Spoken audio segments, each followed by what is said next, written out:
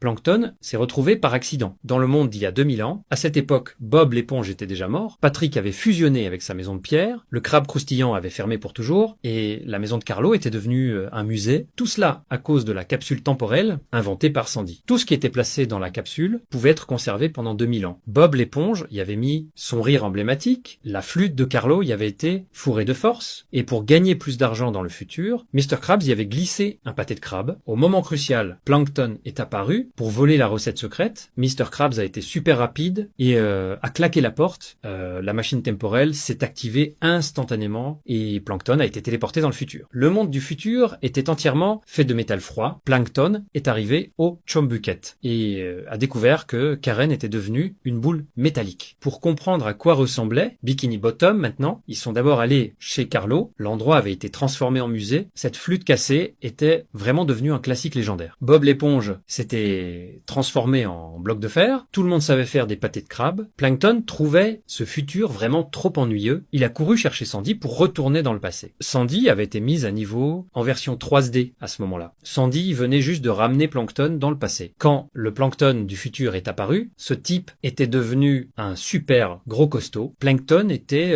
finalement retourné dans le Bikini Bottom du passé, mais pour garder le secret, Sandy l'a assommé d'un coup de bâton, effaçant tous ses souvenirs du futur. Plankton s'est réveillé et a revu le pâté de crabe. La machine temporelle s'est à nouveau activée et l'a envoyé dans le futur. Cette fois, c'était fini. Il était complètement pris dans une boucle infinie.